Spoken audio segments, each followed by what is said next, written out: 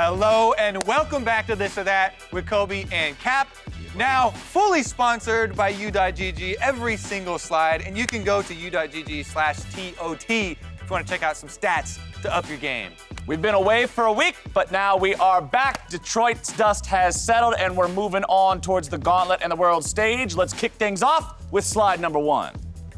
All right, who would you rather send to Worlds? Who's going to be your gauntlet winner? Now- Clutch, CLG, or TSM? Now remember, this is the heart, not the brain. Who would you rather send, Yep. not who do you think we're going to send. And my heart says yee-haw. Clutch Gaming, being able to take Team Liquid to 5 games, especially after a very shaky end and honestly entirety of the split from TSM, and CLG's sort of, I mean, they kind of went off the rails a little bit towards the end of the split But compared to their they overall beat performance. Clutch, the one that you want to send. They did beat Clutch, but at the same time, I think CLG plays more of, for lack of a better word, a traditional style. They just play very standard League of Legends compared to what Clutch Gaming does. And I don't think traditional League of Legends is what's going to win you fans on the world stage or cause upsets on the world stage. If we're gonna have a team that could best emulate the spirit of the Gigabyte Marines, it's Clutch Gaming, and that's who I want to see. Yeah, I want a fireball. I want a wild card. Oh, I want baby. the craziness coming to our World's representative. So, I mean, honestly, everyone's so excited just because of the gameplay from Clutch. You know, they use these big team fight ultimates, and they actually use them pretty well. It's also kind of the underdog. People are rooting for them because they're surging from the bottom of the standings, whereas, you know, CLG and TSM probably more favored to be the representative. So, whatever, I'll do it too. Yup. Let's go. Giddy up. Clutch Gaming, slide 2. More impressive career, Bjergsen or Xmithie? Now, this is a difficult one, but even as a jungler, I still have to go with Bjergsen, even though it has started to kind of peter out a little bit here and has started to wind down, whereas Xmithie is still winning, you know, still getting to the championships here. He actually just tied Bjergsen with this last final as same amount of trophies, so they have won the same amount. But I still have to say Bjergsen. He has just such an iconic force in North American LCS, whereas, I mean, Xmithie has been there, and he had the big MSI performance also with CLG. What about you? See, I'll go ahead and take the other side of the argument because I think you could go either way with this one. As you said, they have the same number of trophies. I don't think there's any argument in terms of saying whose brand is bigger because Bjergsen is just one of the biggest names in Western League of Legends. He's synonymous with the biggest brand of TSM. But Xmithie has found success on many different teams. As you already mentioned, more international success with that run at MSI that they had. And he's just always been in the conversation, as Bjergsen has too, for mid lane, but Xmithie for the jungle, of they're always in that top group. So while Bjergsen might be starting to be slipping as the TSM wagon has to have some squeaky wheels here these days, Xmithie's going stronger than ever, and I think that if Team Liquid has a really good Worlds run this year, you can make an incredibly compelling case for him. So my vote is going to the man in the jungle, the man with the scorpion. All right, let's go next slide. Better to boot camp in Europe or in Korea? Interesting info after the finals in the press conference. We learned that the North American teams, along with the European teams, are gonna be boot camping in Europe. So there's going to be split metas coming into Worlds. Which is super fun. Yeah, That I'm is super super excited fun. for it. Do you think it's actually better? Personally, the small advantage of, you know, it's going to actually be held in Worlds, time zone changes, Europe winning MSI is kind of, you know, something that lends credibility to it as well. So this region has recently failed to make it to finals while This includes hosting the Worlds. Chinese teams. The LPL are also going to be. The LPL will be there, but better to boot camp. So you got Faker here. You get to play against Faker. That's pretty cool. This region, as you said, is currently MSI champions. This is probably the most talked about team in the world in terms of competitive League of Legends with G2. Fnatic also stepping up, being able to take them to 5 games in the, I think it's still technically considered a semifinal. The LEC schedule is really crazy. So the game that happens before they go to Athens, they went to a full 5 with that one. So I actually feel like this is better because I feel like teams always want to emulate the top dog of wherever they're going. This feels more traditional. G2 is wacky. I want to see wackiness come out of this scrim block because that's what Woo! I'm voting this. All right, next slide. Would you rather play for Cloud9 or Team Liquid? Oh, it's us. We look good. Yeah. We're doing it, man. Okay. We'll be the jungle duo, you know? where they tag us out. I have a bad game, you get in there with some Skarner, Yeah. or we need some Skarner, and then you get in there We with need some to make Skarner. a change to the league or they where ban you're allowed Skarner, to and swap then out after the pick and ban phase, though. Because if they ban Skarner, man, I'm useless. Yeah, we'll enter when there's some changes to substitutions. So, all right, my vote for this is going to be based on one thing and one thing alone.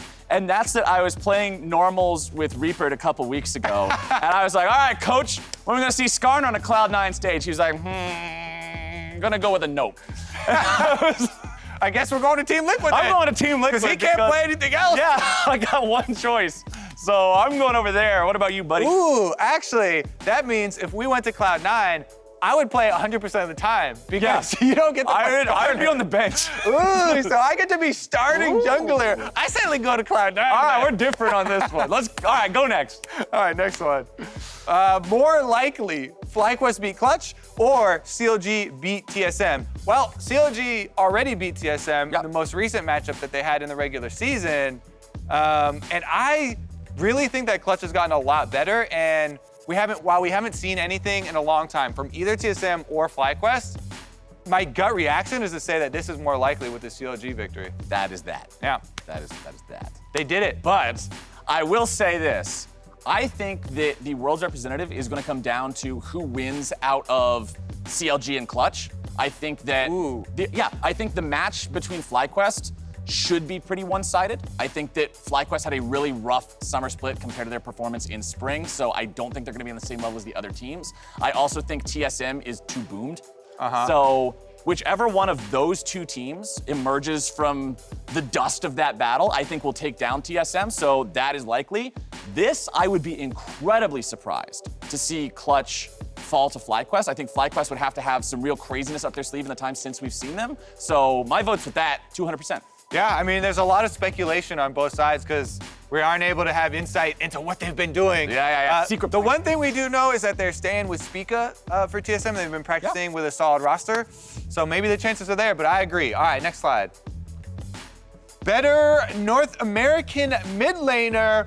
Damonte's coming for it. Yeah. And with FlyQuest struggles, it is really hard to give it to Pobelter now. I have to say, with the rise of the Kiana off the back of Damonte for Clutch Gaming, that's been a pivotal pick for them. So his role in the team has also increased heavily. They still have to respect his Akali, all these sorts of things coming in. I think Damonte has really grown this season. I think that this season he might actually overtake Pobelter for the NA's greatest mid laner. His momentum is so much more than Pob's is. I think if you look at the record, obviously, because Pobelter has been playing for so much longer than Damonte has, Pobelter has championships. Pobelter has accolades, right? But the thing is, Pobelter also has frequent shortcomings in terms of his international performances, particularly, as well as some of the games that he plays are so hot and cold sometimes, right? You'll see the notorious POB versus... Damonte's hot and cold sometimes too. But I don't know, Pobelter has had some of the highest highs and lowest lows, I feel like, this past split especially. Yeah. Some of those Irelia games were definitely the first time Irelia in solo queue. So it's Tanner time then, you agree? No, actually, I'm saying, I'm priming this. It's a debate because I think Damonte has the momentum if Clutch has a strong showing in Gauntlet and Worlds, then he could. He could. This or maybe possibly could happen. You keep calling that this still. I get to change some of the rules too. And I think that Pobelter still has it because of his previous accomplishments. Okay, we got it out of him. Next slide. Would you rather go to Worlds and be memed for the flashing there thing with double lift? That's a rough one. Or not go to Worlds at all? I definitely would rather go to Worlds and get memed. Some people that can really stick with them though. I mean, Cody's son still has to deal with the Tristana rocket jump play from way back with Immortals. Yeah, that I don't know how he feels about it, but I would say most players would rather still go to Worlds, not watching it and sticking at home. There's only so many times you can handle that. See, for me, if I was a player on one of these teams, I would actually rather have that one because I'm serious. Because I would rather not play at all. I would rather feel like I still have hella improvements to make to get to that plateau than to get there and feel like, holy cow, they sent the wrong dude. I'm the wrong dude because I played really bad. You got some confidence issues, my No, friend. I got some. You are I'm not hard the- on myself. You're not the flowers I thought I you were. am hard on myself, justifiably so. That's how you be the best skarner. You gotta tell yourself when you're just a lobster. I named myself Kobe for a reason. I always want the ball. I always want to play. the ball. All right. Put well, me in, even if I we're mess gonna- up. Next slide. When I go there, I'm gonna go there in style. Just put it that way. Okay. More exciting. Is it Uzi at Worlds? RNG did qualify. We don't know if it's first seed or second seed yet. Faker also qualifying for Worlds. This one's so easy to me. Is it? This one's actually super easy for me, just because greatest of all time. The last time we got to see him on the world stage, everybody remembers the shot of him after they lose 3-0 in the finals. I want to see the blood in his eyes and the fire on the keyboard. What about the fact that while China did get their victory, World Championship, Uzi still has not. Yeah. He's still looking for it first time. Faker's looking for it for the repeat times, and he's like, yeah, I still have the same fire. I want to get another one, add that to the trophy case. But this would be still Uzi's first world champion. You can't beat the Faker storyline for me. I'm sorry. Like, the unkillable Demon King is now angry that the throne that he sat on for so long has been usurped, and he is coming to take it back. Their run through LCK playoffs was super exciting. Yeah. SKT had to run the entire gauntlet for their format and make it there, and they did, so it's definitely very exciting. I'll go with Faker. Yeah, this one's not gonna be a snoozer, but that one is going to be just next level. All right, next slide. If you could only use one Kiana element, this is easy. Where's the river? There, Yeah, boom, I was gonna river. say the CC one. River CCs. The jungler all wants to have the river. Okay, So one exception. All right, this one, I'm not a fan of this one at all. Sorry, Wall. We don't need to. Execute damage. Not compared to the other two, bro. Not compared to the other two. This one makes plays, this one tilts fools. Like, that's so important. As someone, I've almost never seen this used well. The I first know, one. but if you're up against a Tilt Lord Supreme, like I am, and this dude's trying to run you down, needs to get those kills going early, there's nothing more annoying than this dude just going into stealth and disappearing over and over and over and over again in some bushes. So, up against Tilt Lords, give me the Bulbasaur. Up against normal players, give me the Squirtle. You aren't a starter anyway, Diglett. I mean, so for this question, this is a no-brainer for me for the river because CC is the most valuable thing by far. But honestly, this is worded as if you could only use one Kiana element, I would choose that willingly. I'd say yes.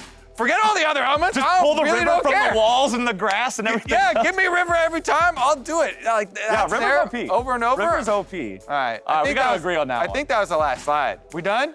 I think it's done. Boom! Hey! Send us out. Send us into Gauntlet coming up, or starting on Friday, one day earlier, by the way, and it continues through the whole weekend.